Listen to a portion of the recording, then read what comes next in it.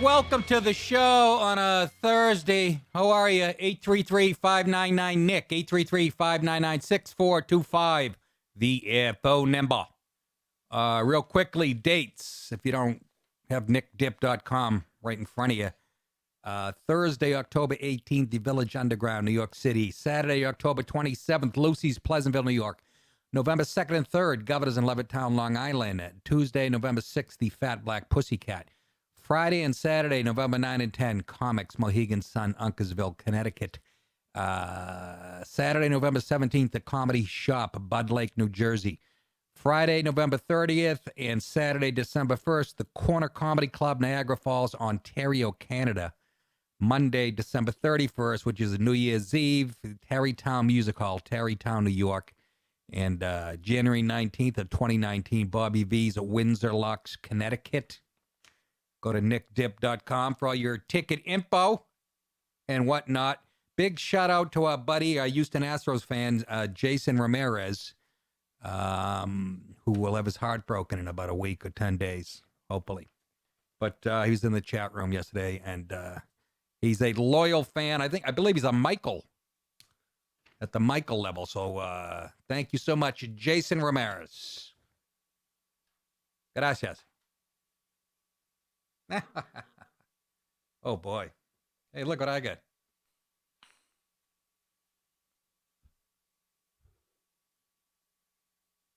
Little special effects. Pretend it's a Kiss concert. Or somebody's powdering a baby's ass. One or the other. You know, this is the definition of somebody who's indecisive. I was sitting in my front steps this morning with this in my right hand and a cigarette lit in my left. And that's the truth. Couldn't make up this isn't bad. It's a lot better than that faggy e-cigarette, which you can steam wrinkles with. But this thing actually, you put nicotine in it, some type of oil. And what it does, it makes me want a cigarette. That's what it does. It's like an appetizer before the lasagna comes out. For the love of Pete. You plug it in and shit. Even this involves technology. I'm not even smart enough to smoke anymore. I think I'd rather get cancer than have to buy a USB blah, blah, blah. Am I really that fat in real life? Jesus, please. Huh? Why are you laughing so hard, fellas? The camera adds 10 pounds, Nick. Jesus Christ, does it ever? I thought that was just for like porn stars' cocks. All right. Hey, seriously, on a serious note, my God, Hurricane Michael, unimaginable destruction, smashes rows of houses. And last I heard, 7 deaths. This article says 2, but this was earlier today. And just a nightmare for Panama City and other surrounding areas. Florida families emerge tentatively from darkened shelters and hotels to an unfamiliar and perilous landscape of shattered homes, shopping centers, beeping security alarms, wailing sirens, and hovering helicopters. I guess the looting hasn't started yet. Over 900,000 homes and businesses in Florida, Alabama, Georgia, and the Carolinas were without power. This morning, Florida's Gulf Coast and Panhandle and the Big Bend are waking up to unimaginable destruction, Governor Rick Scott said. So many lives have been changed forever. So many families have lost everything. This hurricane was an absolute monster. And CNN flew a helicopter over some of the damage. The footage gets a little grainy near the end, but it's unbelievable to me what a storm can do. You couldn't have done more damage with a couple of conventional bombs like in World War II. It looks like they dropped bombs on these neighborhoods. I mean, take a look at this. Brooke Baldwin, go ahead. Tell us what you're seeing. Sure. So you can see, home after home, what was a home just flattens. So many of the homes I'm looking at made of wood. And, when you think of the sheer force of those hurricane winds clocked at 155 miles an hour. 155 miles an hour. I mean, she said homes made of wood. Well, yeah, most of them are around the beach area. Brooke, she's the one that didn't know how term limits works, remember, during the election. But you got to feel, I can't imagine. It's the one time I'm happy I'm not rich enough to own beachfront property anywhere. But Jesus H. Christ, do I feel for these people. Some of the worst areas difficult to reach. An 80-mile stretch of Interstate 10. The main east-west route along the Panhandle was closed because of debris. One of the hardest hit spots was Mexico Beach, with thousands of illegals blew up on the beach. What? Bassinets, enchiladas. Michael crashed ashore Wednesday on Mexico Beach, Category 4. And entire blocks of homes near the beach were washed away. There was nothing but concrete slabs in the sand. Rows and rows of other homes were reduced to piles of debris or crumpled and slumped at odd angles. Meanwhile, the Coast Guard said it rescued at least 27 morons. I mean, people, mostly from homes damaged along the Florida coastline. Along the 200-mile Panhandle, Michael washed away white sand beaches, hammered military bases. Russia's probably laughing their balls off. And destroyed coastal communities, stripping trees to stalks, shredding roofs, toppling trucks, and pushing boats into buildings. Authorities said a falling tree killed a man outside Tallahassee, and an 11-year-old girl in Georgia was killed when the winds picked up a carport, dropped it on her home. One of the carport legs punctured the roof and hit her in the head. Can you friggin' imagine? Look at the pictures here. I wouldn't even know what to do. I'm so useless. I come out after a little thunderstorm up here, and there's branches and shit in my driveway. They stay there for 3 weeks. But look at that. Is that a trailer home? Or was it a regular home that the tree knocked into the ground? Look at that. There's got to be an invention. I got it. The bowler wrap. You wrap those around the trees when there's a hurricane coming. Stops them from breaking off, keeps them steady. That's exactly right. Just like a guy in angel dust. Look at that. Is that the basketball? Yeah, it is. That's a gymnasium. And those flags are blown in the wind, and the basket is still up. You see right in the top third picture, right in the middle of the picture, the basketball rim is still up there. They showed that from the outside, though. That's water on the court. The roof was completely taken off. It's just unbelievable. So, seriously, folks, I don't know what to say, but good luck. And I hope the insurance companies don't tuck it up your ass like they always do. They always have these little caveats. Well, we said flooding, but it had to be within 1,100 feet of a maple tree. But all this, they did fucking disgusting when you read those stories. A lot of them do that. Don't get me wrong. A lot of them come through, but and I want to live in Florida eventually when I'm in my late 90s. I'm hoping to get hit by a pine tree on a nice sunny day as I'm crossing the street to bingo, and fucking that's that. Won't even know what hit me. But what do you do? What was it, Hurricane Sandy a couple of years ago up here? My buddy Louis C.K. had just bought a yacht. I see him on Conan a couple days after the storm, and Conan's asking him about, it might have been Jimmy Fallon, and said, where's your boat now? He goes, it's in a pile with other boats. And he's just laughing before all the controversy and shit. But imagine having the kind of dough, your belly laughing about your fucking boat that just ended up in a pile. So anyways, I'm not going to say thoughts and prayers because I don't pray and I have no thoughts. Usually when people say that, the thoughts are, I'm thinking that glad it didn't happen to me. And the prayers are, Jesus Christ, don't let that happen to me. Am I right? Am I right? Yes, you are correct, sir.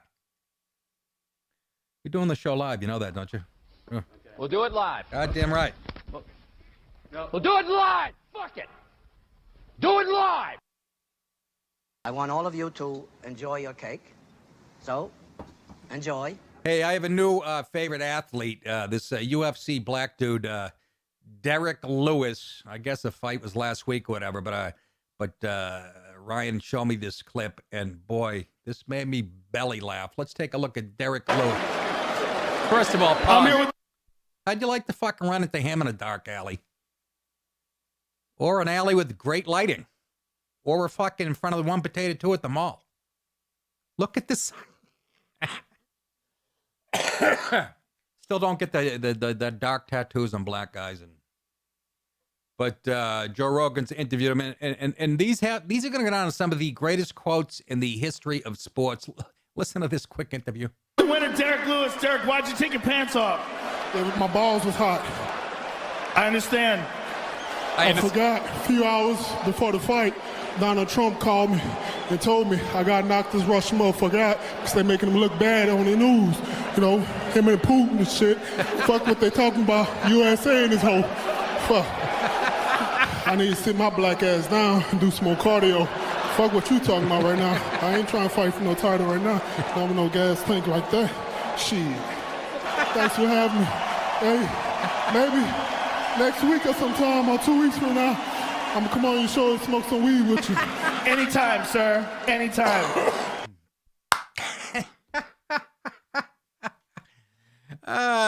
The president called me, told me I had to knock this Russian motherfucker out. Oh my God. Oh, my balls is hot. That's why he took his pants off. Mark my words. He's going to be a household name, okay? Even if he doesn't succeed in fighting, which it looks like he's probably will. By the way, what's he get flamed? Who did that?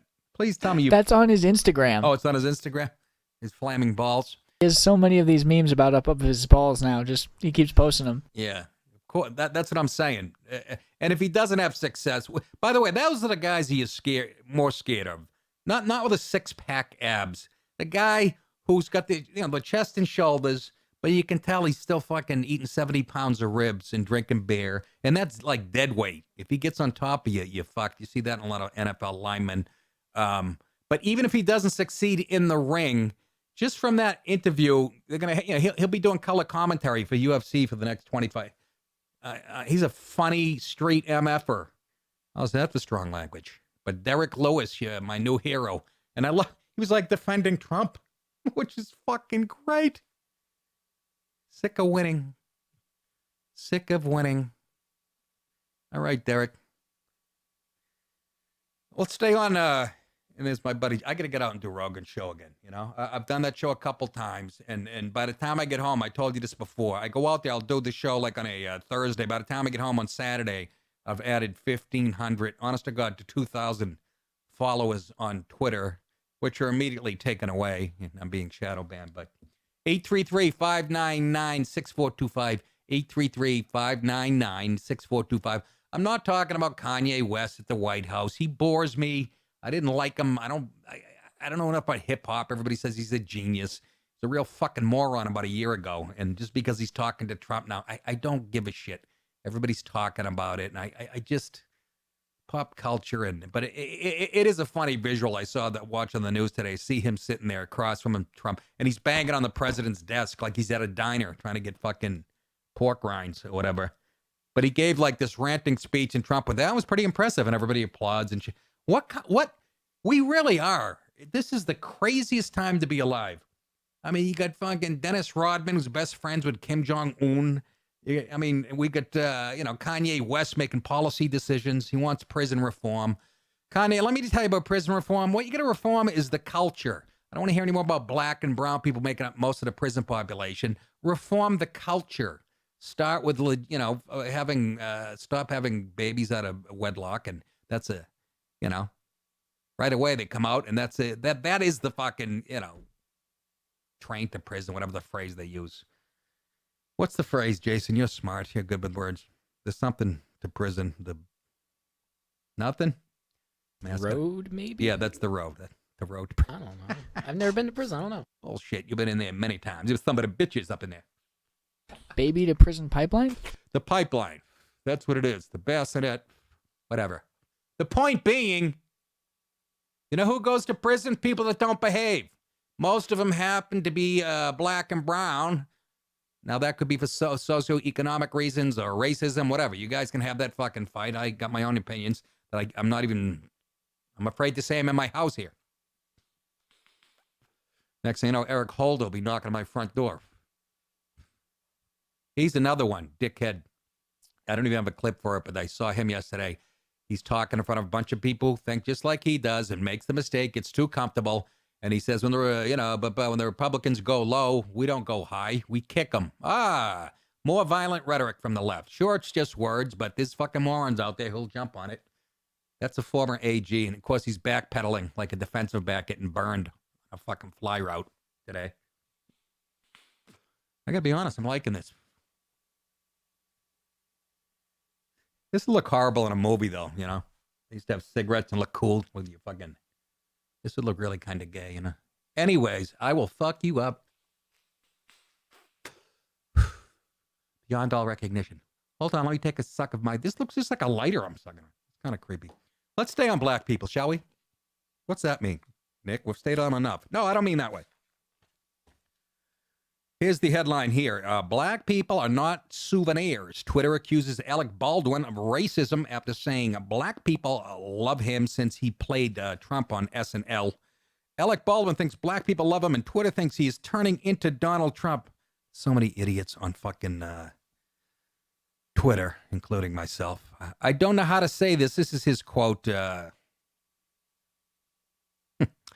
I don't know how to say this, and I don't want to get it wrong either, because everything is a minefield of bombs going off. He means political correctness. Well, thanks to the way you vote, he began. Ever since I played Trump, black people love me. They love me, he said. Son of a whore! I don't know why that's so controversial on social media.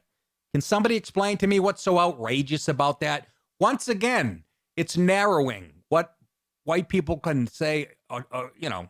We're not supposed to talk about black people, period. Let's make a rule. Whether you're compliment them, you can't. That's almost like considered cultural appropriation, white people talking about black. That's how fucked up race is in this country. I like Alec Baldwin. I hate his politics. He's a fucking moron that way. But I like his spunk. I like that he gets in the paparazzi's face and he has the temper and he fucking drinks. I like that shit. In Democrats and Republicans. But what is so outrageous? And Twitter goes fucking wild. All the fucking pussies on Twitter. Everywhere I go, he says, black people go crazy. Well, Alec, we can all say that, can't we? That was actually pretty good. He also has a theory as to why he's so suddenly popular with his character. President Trump would say, the blacks. He thinks it's because of his famous Emmy-winning impersonation. I think it's because they're most afraid of Trump. I'm not going to paint every African-American person with the same brush. We let the Mexicans do that. They do a $5.95 and they do a nice job. Oh, for the love of Pete, Nick. But a significant number of them are sitting there going, this is going to be bad for black folks. That's what he really is a chooch.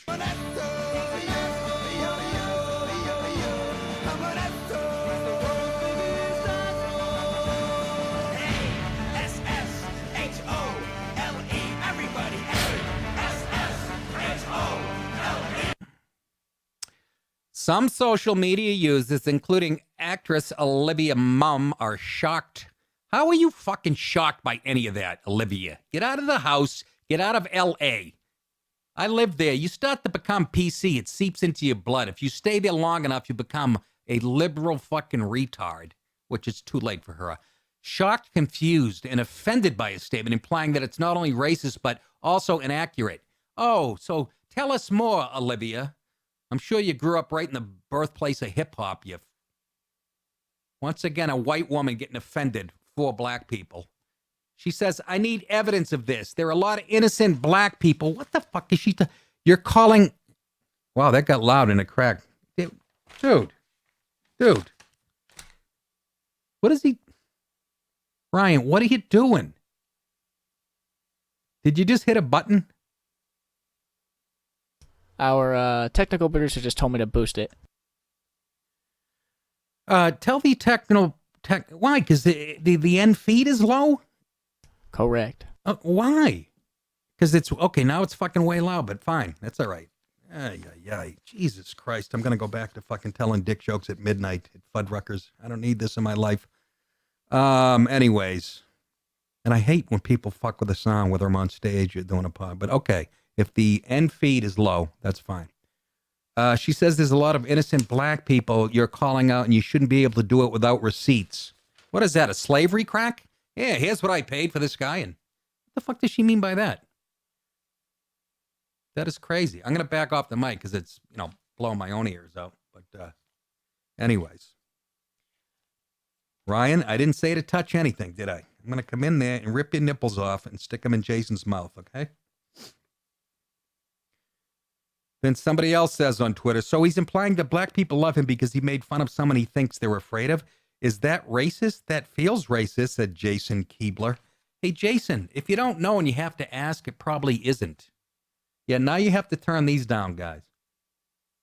Because I'm blowing my own fucking head off here. Right there. Beautiful. I can't tell the difference. These mid-gain fucking adjustments. And I'm trying to get, we put the compressor in there, but people weren't complaining because we finally got it right, the audio. So then we put a compressor in? Why? So I can get loud? That was the reasoning I was told by the guy who built the compressor. Anyways. Is it racist? That feels racist. What a confused generation. Here's some more from Twitter. Holy shit at Alec Baldwin. This is embarrassing. Black people love me. Dude, do you listen to yourself? Don't you get how cringe saying something like that is? Don't you get it? No, fuckface. Dino, you don't get it. Why is that? What's so cringing about it? Oh, you poor guys. I feel bad for this generation. And I don't even know how old Dino is, but he's on social media on Twitter, so he's not in his 80s. I got that much. What is so cringeworthy about what he said? You guys don't even know. Hold on. I got to put the air conditioning back on. Ryan was having hot flashes or some shit. Hold on a second, folks.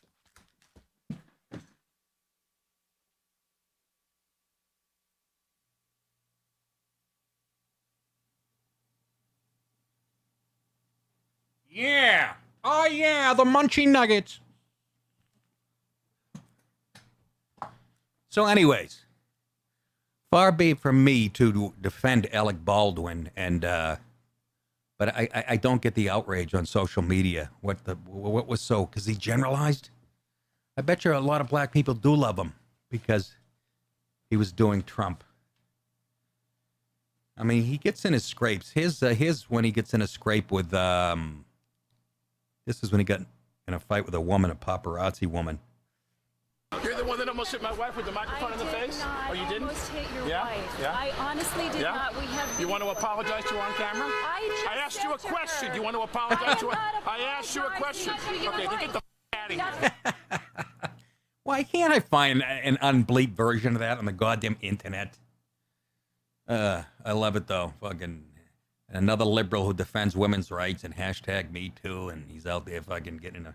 This was before hashtag Me Too, to be fair to Alec. But the funniest thing he ever did was what? Call his little daughter a little piggy. Oh, my God.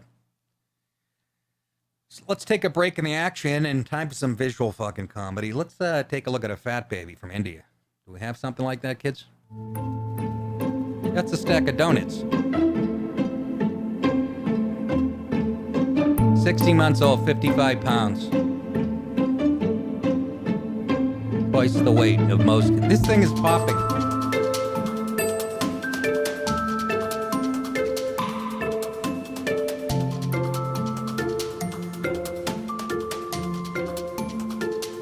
Hey Ryan, turn my my headphones down.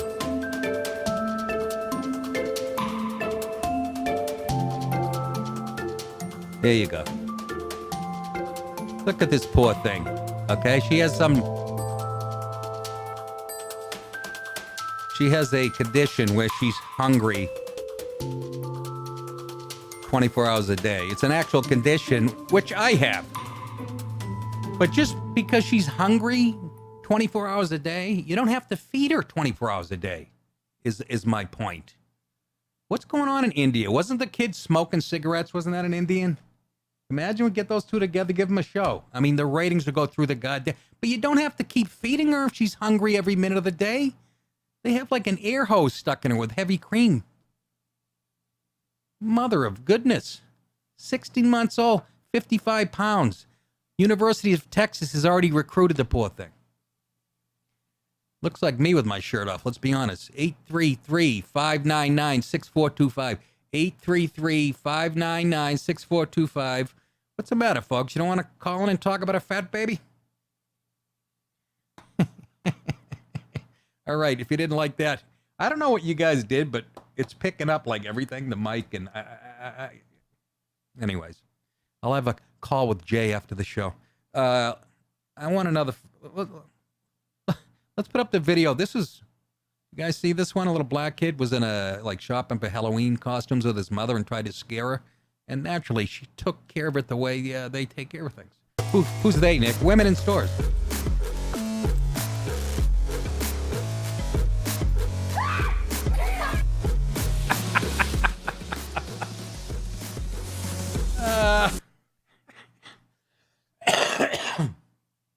I'm sorry. There's a bright red line separating black and white culture. A white woman would have just screamed and ran like a bitch. And this black lady just fucking turns around with a beautiful straight right. And could have been Derek Lewis. She probably thought Rosie O'Donnell was sneaking up on her. Look at that. Look at that giant. It looks like Hillary's muff at Yale in 1968. Does it not? I think it does. I want to see that again, please. Perfectly thrown punch.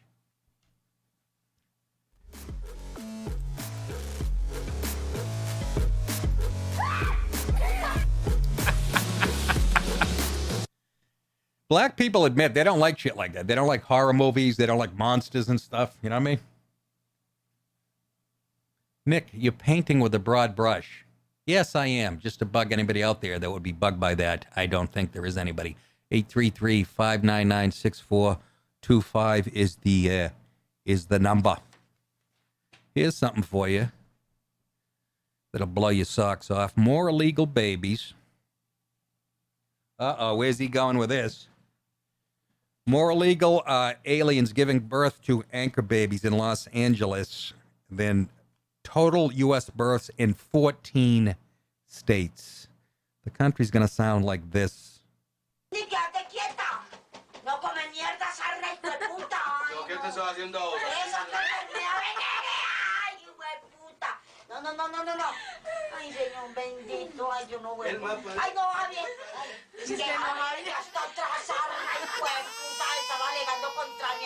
Sounds like every McDonald's I've been in.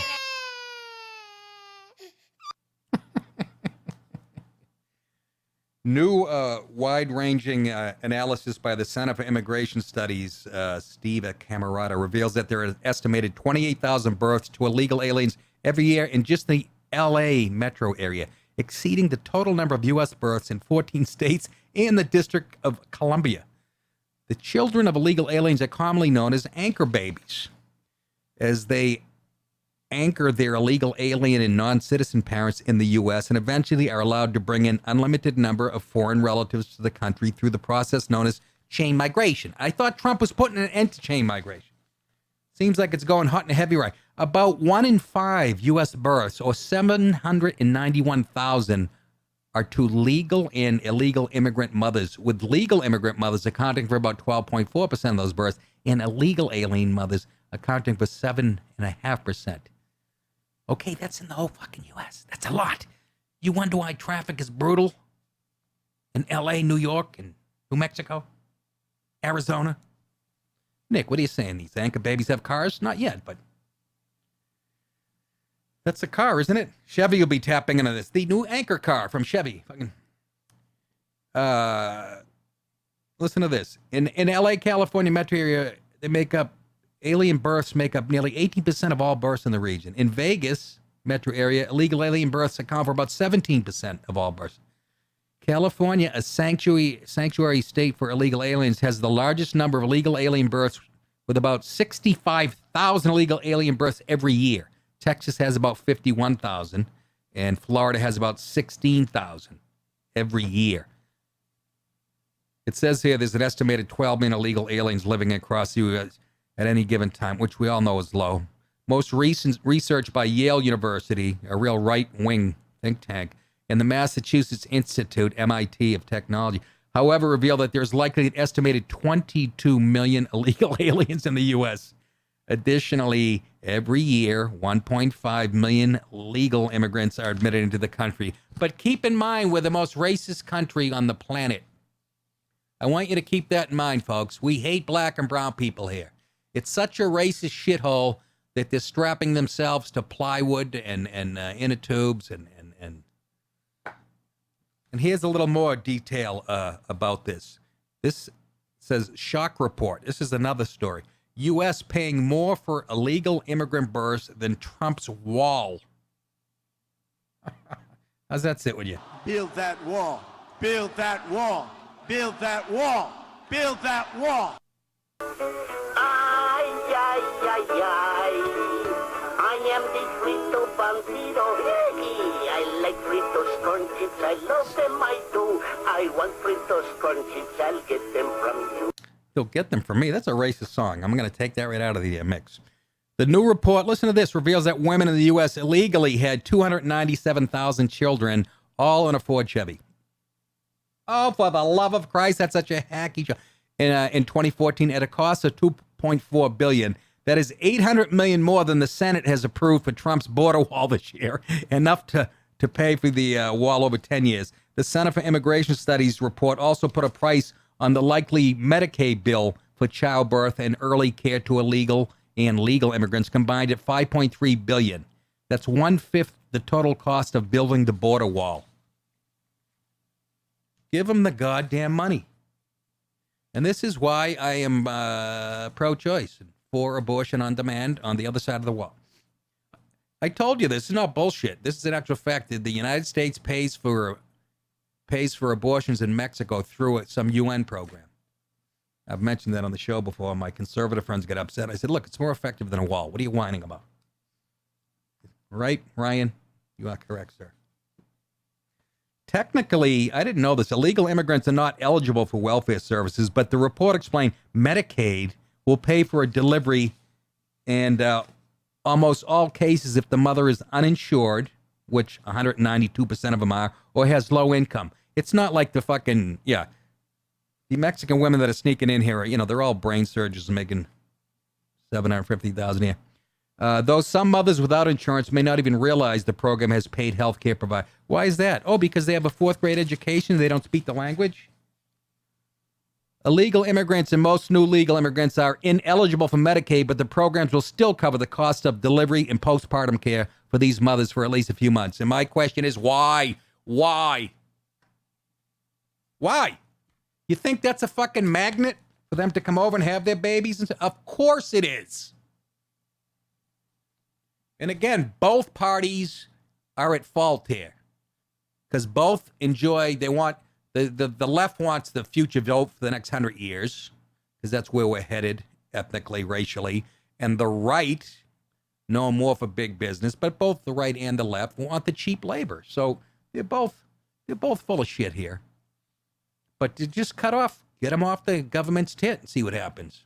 They'll go back over the wall that Trump built while they were here. That'll be unbelievable footage, wouldn't it? They're flying back over the... Catapults, my man. Catapults. Catapults. There you go, Ryan. What are you watching, Braveheart? Trojan horse. Speaking of Trojans, they never use them. What? Excuse me. Let me take a sip of my root beer. My diet root beer and my purple lighter I'm sucking smoke out of. Anyhow. I'm chewing ice, I know, folks. It's irritating. Overall, in 2014, 1 in 5 births, 791 large in the United States was to an immigrant. Paying for so many births, the guy said that did the study, to immigrant mothers makes sense. No, it doesn't. But the large share who can't provide for themselves without the help of American taxpayers raises the question of whether our current immigration system makes sense. I'm sure he's being rhetorical there. He also questioned the ability of the new kids, citizens by birthright, to fold into American society. The enormous number of births to legal and illegal immigrants in the U.S. may hinder assimilation. Gee, do you think, as children from immigrant families in many parts of the country will largely interact only with each other? We know that. Can I ask a question? I'm not being a wise ass. This is a sincere question. We've had all kinds of ethnic groups from other parts of the country migrate here. Why is it the Hispanic ones that couldn't catch on to the English? I've read things, well, because it's happening so fast and so many, blah, blah, blah. But I've been hearing that for 20-something years. The Germans learned English. The Italians learned. Did they not? Why did this group, why? I know it's a large demographic. I get all that shit. And they don't fold into society. They don't want to. Look at the rallies in Los Angeles. They're holding up Mexican flags. These aren't kids I'm talking about. Dreamers or whatever. That's what I'm talking about. But they don't want to assimilate. And, as the Italians had their neighborhoods back at the turn of the century, but they still learned English. Maybe it's because the Mexicans this was our fucking land. We're not in a hurry to learn anything. But you can make that argument almost anywhere, any nation. But we only get blamed for it. I put some hash oil in here, man. Anyways. By the way, I'm a big fan of Latinos. How many times do I have to say this on this show? Because like I said, they remind me of Italians at the turn of the century. They're basically religious, conservative. They work their balls off. And a lot of them die in the military for us. So I'm a big fan of the legal ones. You don't have a right to fucking come here and plant your fucking anchor babies. It's not a right to live here. It's a privilege.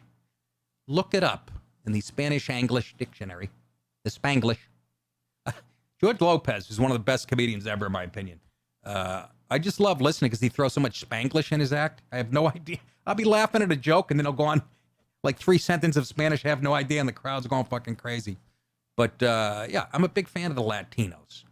And the fucking Guatemalans, Ecuadorians, the ones that do it right. Get in fucking line like everybody else. Is that asking too much? Otherwise, you're saying we don't respect anything about this country. L.A., my God. Ugh. Anyhow. I want all of you to enjoy your cake. So, enjoy. That is that. That's why the Democrats have such a hard-on for the Hispanic vote. That is the future. Can't get us old white fucks out of the way fast enough. But look what they're having to do to get that vote. Oh, the DMV in Los Angeles last week accidentally registered, 1,500 illegals to vote. It was an accident. They messed up. What's the big deal? You're giving them driver's licenses, aren't you? So, you think we were shocked by that? Let's go on to one of my favorite actresses and performers of all time. I absolutely love this woman. I can relate to her on so many levels. You know who I'm talking about? That's right. Lena Dunham, everybody.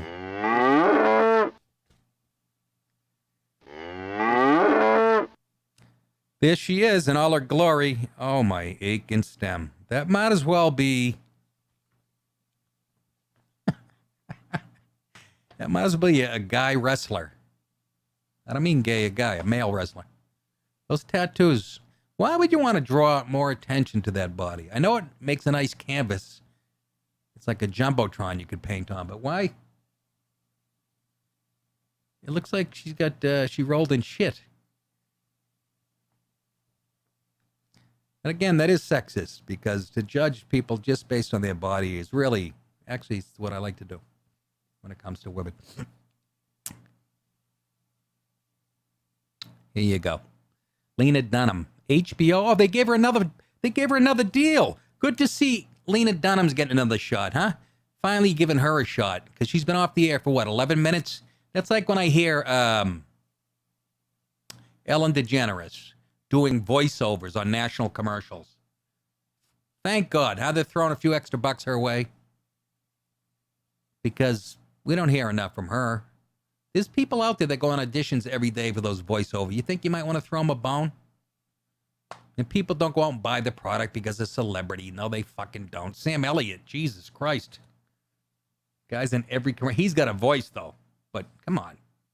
So Lena Dunham, listen to this. HBO, new series. Faces rare failure.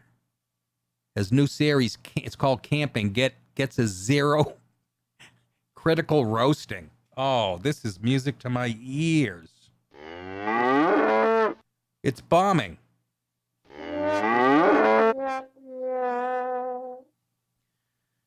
The article says, by Roger Friedman, I wonder if he likes sports. I guess now we know why Lena Dunham and creative partner Jenny Connor went their separate ways a few months ago. Yeah, I'm guessing Jenny probably saw her partner taking a dump. I might have busted it up. The pair knew that they had a turkey on their hands. It's called Camping. Their new series at HBO based on a British comedy. It's apparently a dud. Only 6 reviews have shown up so far on Rotten Tomatoes, and they're all negative. The show currently has a 0 rating, and its limited run starts Sunday on HBO. Over on Metacritic, the rating is 48, ranging from an 80 down to a 25. But the Washington Post said the show was wickedly funny. Did they ever break ranks, the fucking lib? It's at the Post. But TV Line wrote, it's a colossal waste of everyone's time and talent. Cringe humor without the humor is just cringing. Here is the trailer for the show. And just keep in mind, TV is supposed to be for the masses. Like her show, Girls, was a hit. And I still don't know how. And all due respect, my buddy Colin Quinn had a regular part on it. But he's a Brooklyn guy. And but that show had the radius as far as reaching people of about 2 miles around. If you were, if you grew up a mile outside of Brooklyn and you weren't a chick, I don't know how the fuck you could relate to her narcissism and her liberal horseshit. But here's the trailer of Camping. Keep in mind, men watch TV too on it. Hi, checking in. It's Walt's 45th birthday soiree. Cheers. This place has its own magic. I think you're gonna love it. Pause. Smell nice. Okay. Pause. First of all, 10 people camping, and yes, their one black friend is there too. I've yet to see a black person camping with a bunch of white people. I've traveled every park in the country. Go ahead. This is such a great spread. You want a wiener? Watch your fingers, honey. Oh, hold nice to on. get away. Pause. The girl offered a hot dog, put it near. That's Jennifer Garner, isn't it? It is. And she went, ooh. So right now we have the anti-male flavor. We got the black friend. Go ahead. Unplug. Guys, eyes on me. I am the only certified lifeguard present, so please keep an eye on me. This place is just so relaxing. Time to get our buns and gear for our thoughtful hunt. Go as a plan, my caddy. Yeah, there's the Today masculine we guy. have birds of prey watching. Woo! Those are the highlights? It's nice to get a break from the group, right? Honestly, I just need a drink. We're doing whatever the F we want. I love the mountains. I love the road. Catherine, why's your face so tight? Did you put on a night cream?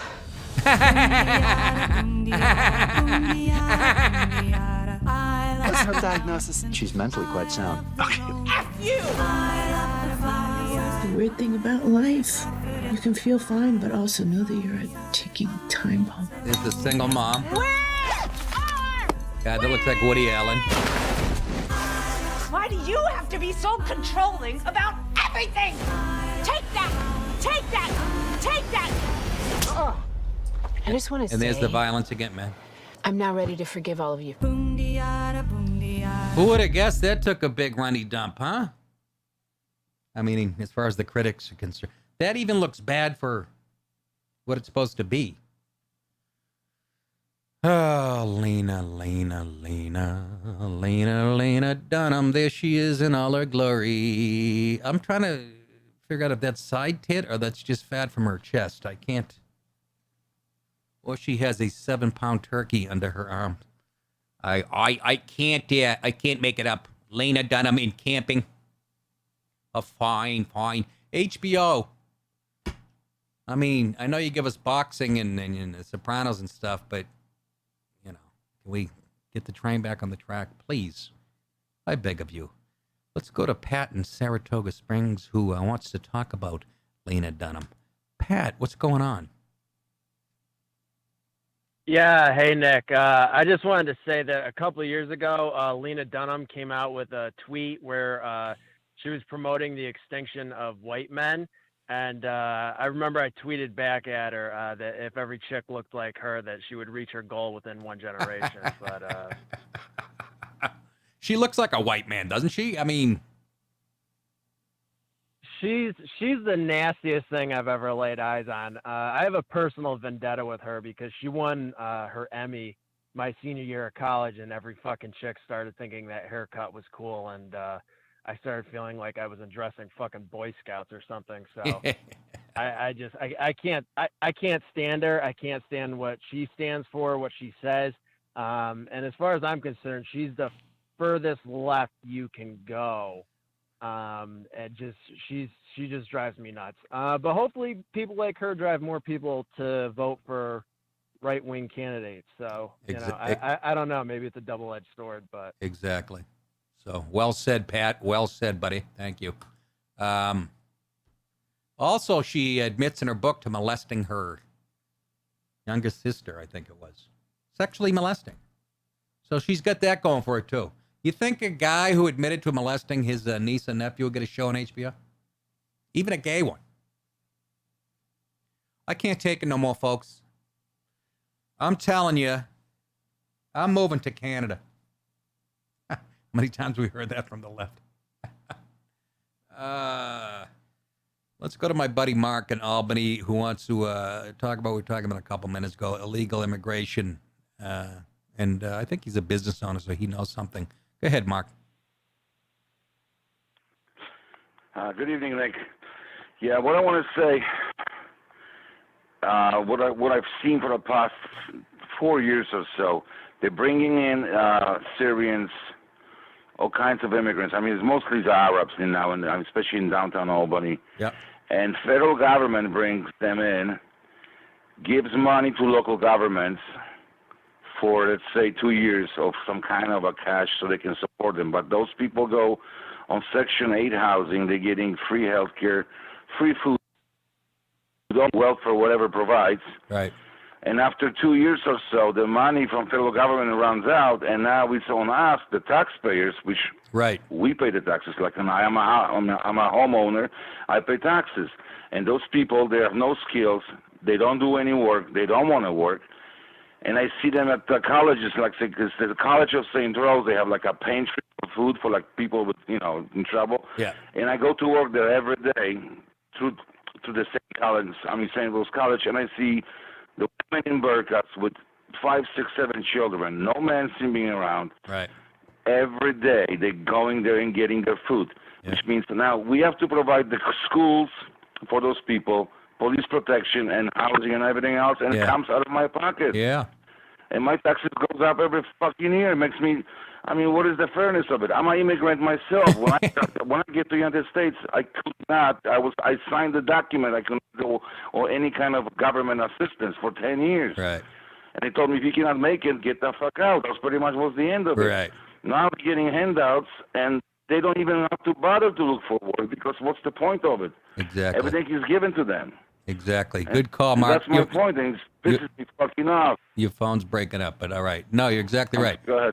He grew up in Poland on the communist regime, and he knows firsthand.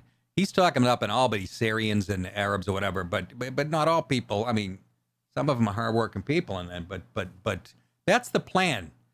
There's a plan. I don't know if it's Saul Alinsky, the rules for radicals. You overwhelm a society with welfare and until the point where taxpayers can't handle it and it collapses. It's all part of a fucking big plan to lead this country to socialism. It's all planned out, folks. But the article I read, we were talking about illegals having babies here and chain migration. That's not fair. And you're not a bigot or a racist if you want to goddamn protect your borders. Every other country on the planet does it, okay? There's no more generous country on the planet to poor people than the United States. But you wouldn't know that listening to fucking Kamala Harris and the Democrats. You think this is the worst place ever. But like I said, sneaking in by the millions. And we have, I say, a moratorium on both legal and illegal. Many people have said that, and I'm with it. Take a break for 10 years. Let everybody assimilate, learn the language. It's the glue that holds us together so we can have something in common when you go to a ball game. You know what I'm saying? Ryan, what's going on in there? You run out of Adderall?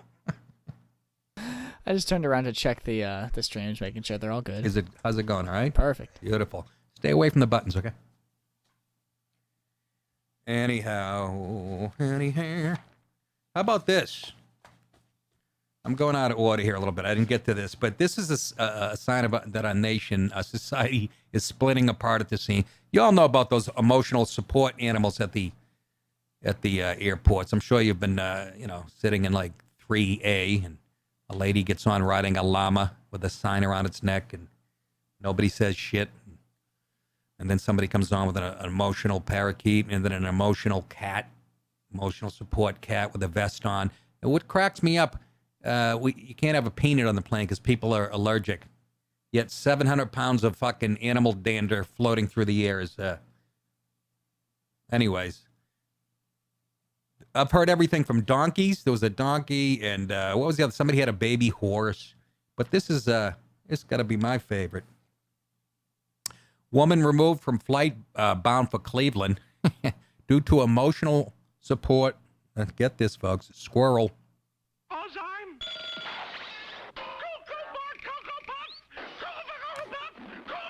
What is she, nuts?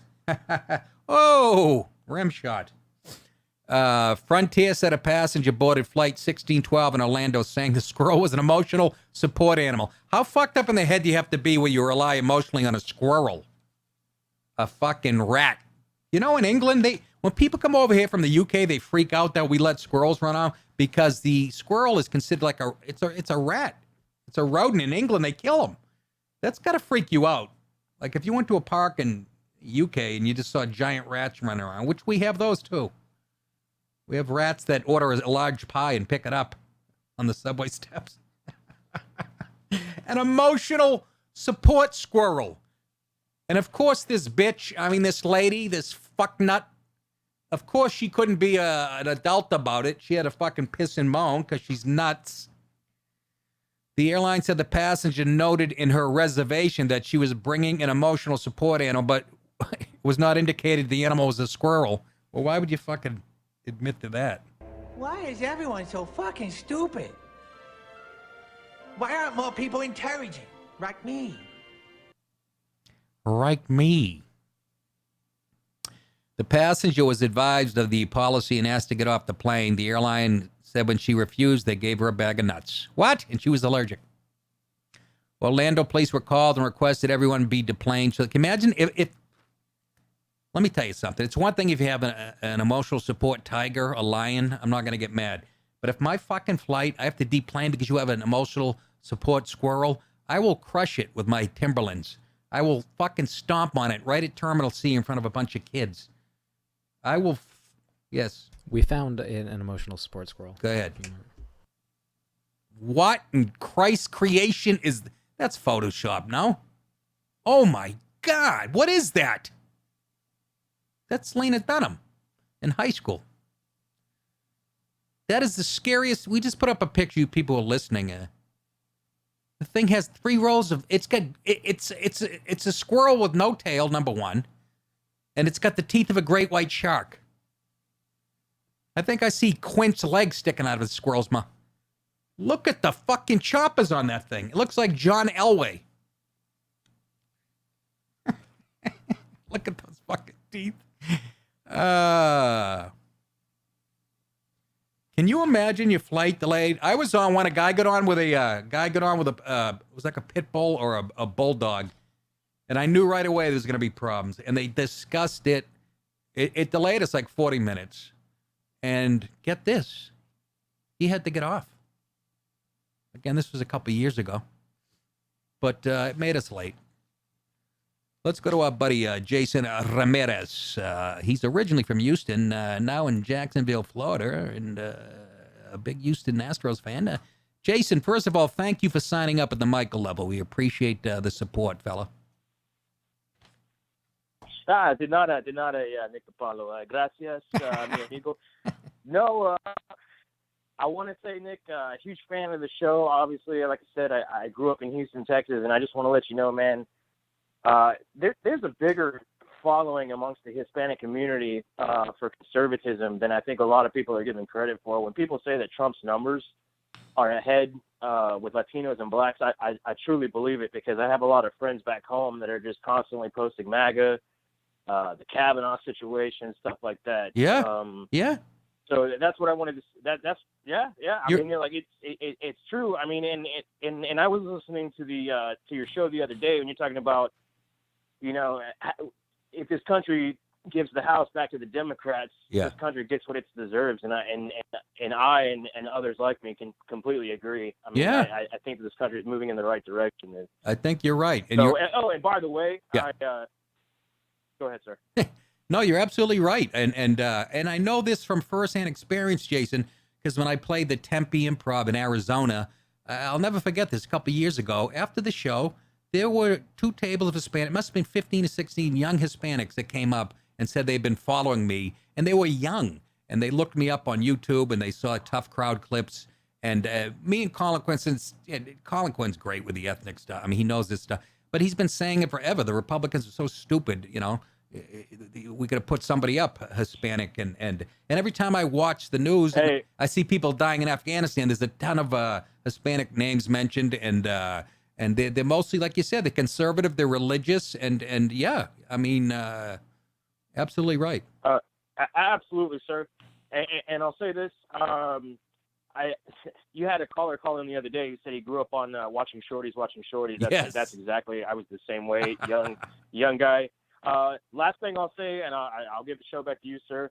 I actually live in Jacksonville, Florida right now because I work for the airlines, and you're talking about emotional support animals. Yes. You'd be absolutely surprised what people bring on the planes. Right. And I work for a repair center, so when we take those bad boys apart, you'd be amazed to see what people leave behind. So love the show, Nick. Thanks, and, Jason. Back to you, sir. All right, buddy. Thanks. Great call. Love guys like that. And he's absolutely right. Somebody brought on an emotional support mannequin. I was talking to a flight attendant, this gay black guy, flight attendant on Delta. He recognized me from Comedy Central, whatever. We started talking, and I said, what's with all this emotional support? And he said a guy brought on a mannequin, and the guy made him, the flight attendant, talk to the mannequin and like ask him what he wanted to drink and shit. Can you imagine? You wouldn't have grabbed that mannequin and just stomped on it and then you'd be in deep doo-doo if you did. I think somebody should get on with Lena Dunham on a leash, and it says emotional support animal around her neck. Is that assault or destruction of property for this mannequin? I don't know, but you stepped all over that great joke. But anyways, for the mannequin, what is it? What? Go ahead, Ryan. Is it assault or destruction of property? A what? Or the charge for destroying the mannequin. Assault or destruction of property. The guy thinks it's the person. I don't know, and I don't give a fuck. Who am I? Fucking Alan Dershowitz? I don't.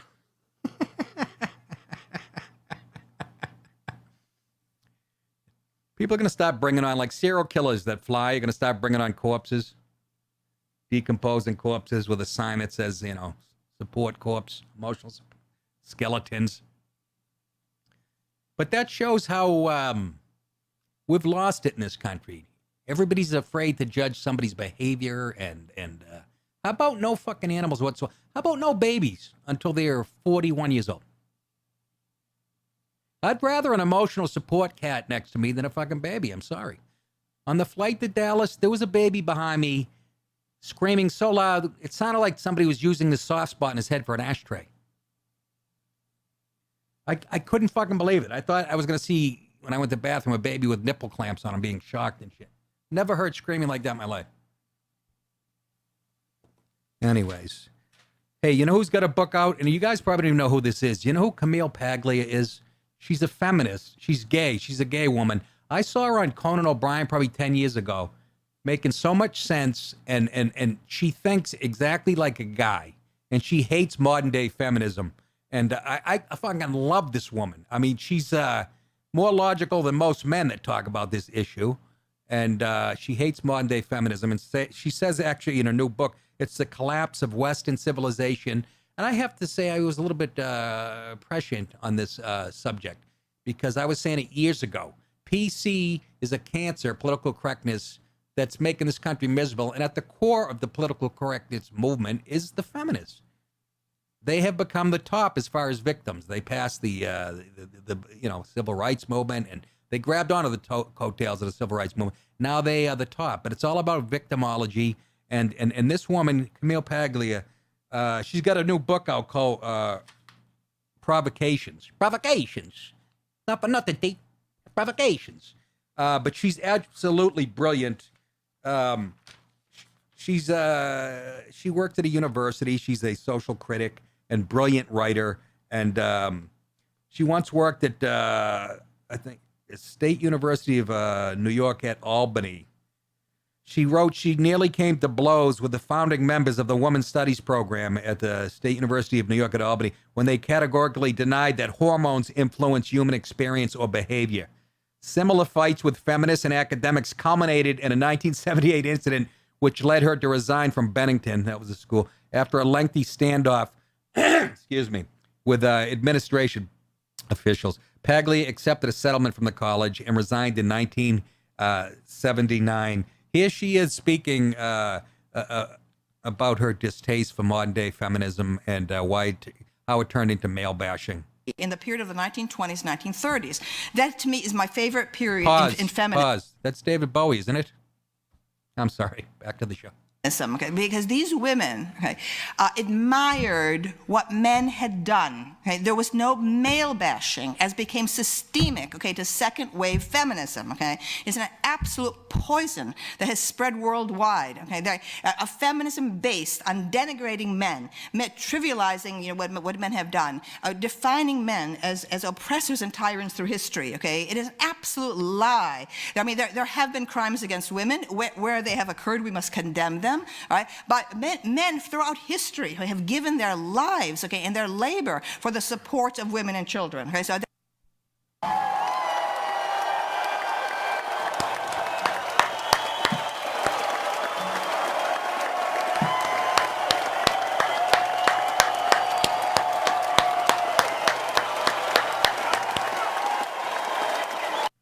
You are correct, sir, ma'am.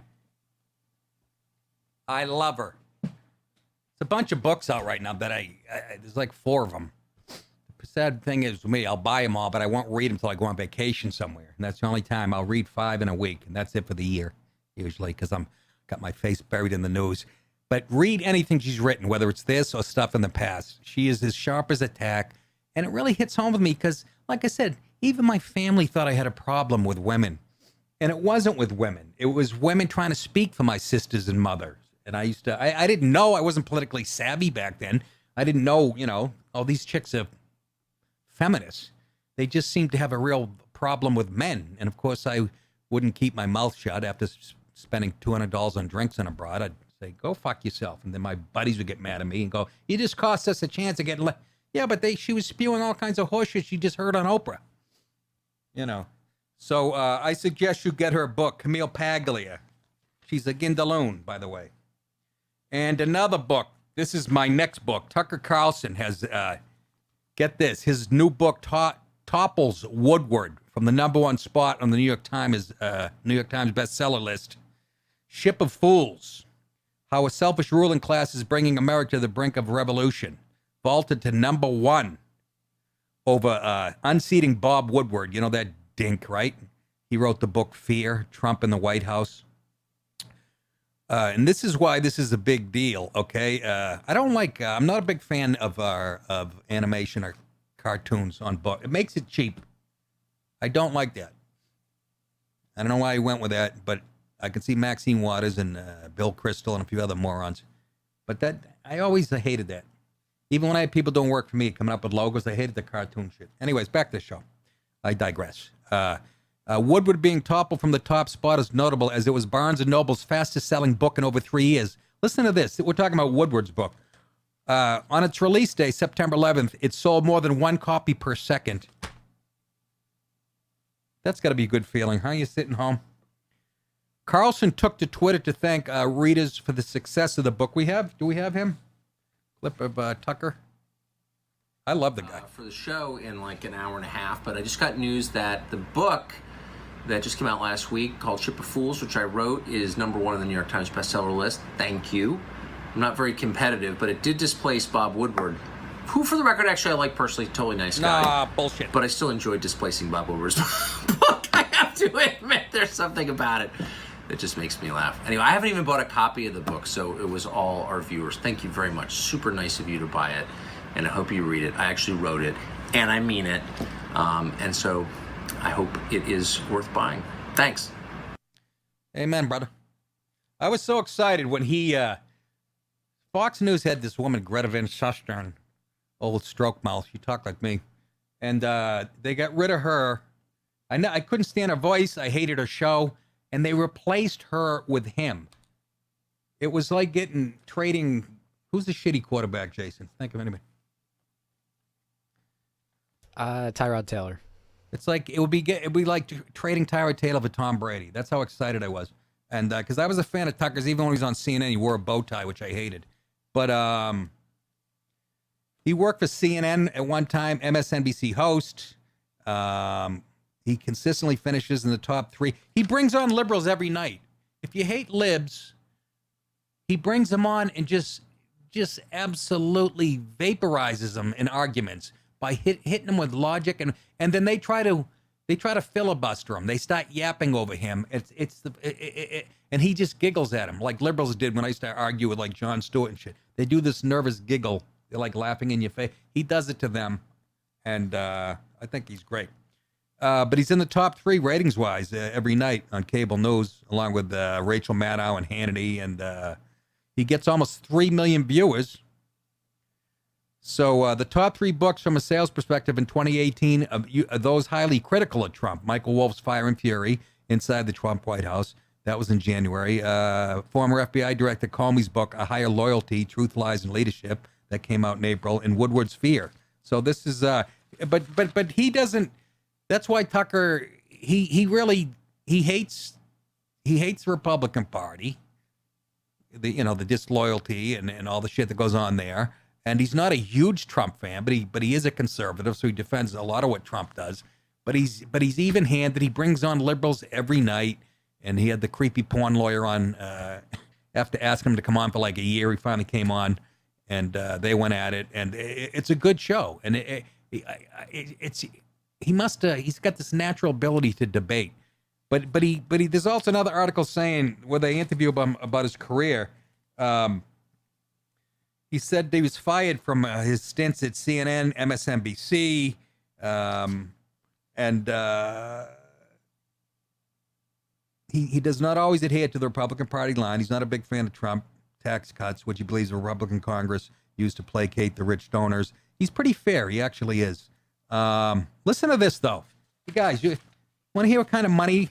Advertiser demand for Carlson's program is strong. According to Standard Media Index data, the average price for a 30-second spot is $12,360. The most expensive of any primetime cable news. The show has taken in more than $50 million through the first 8 months of 2018.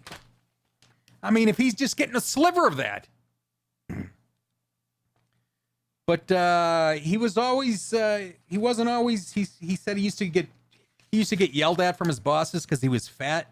He said, I didn't take it seriously back at CNN and MSNBC. I had a bad attitude about TV people. I thought they were shallow, and I thought it was really easy. I thought these people don't read books, and they don't understand language, and they're not interested in history, which he's exactly right. And I'm really smart, and they're not. And then after failing a number of times, I realized actually that I'm not that good at it, and I'm not trying that hard.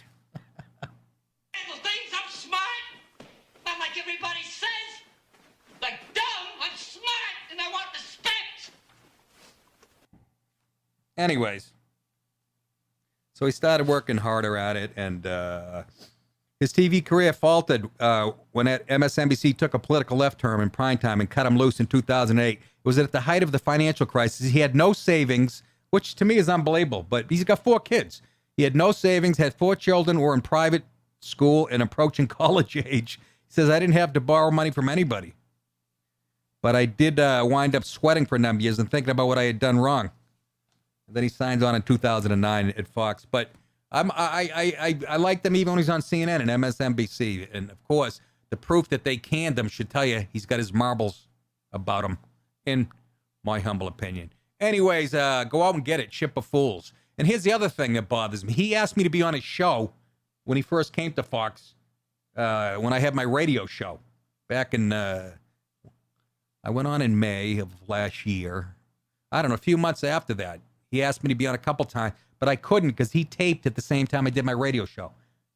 It was like saying no to fucking Ted Williams. You want to go hit some baseball? Anyways, so hopefully somehow I can make that reconnection. Anyways, that is it, folks. Thank you so much. And again, thank you for subscribing at Patreon. And we can't do it without you. And I think I got it all right. Fellas, twinks, thanks. Good job today. And we'll see you tomorrow. Remember, you think it, I'll say it. You're welcome. Talk to you tomorrow.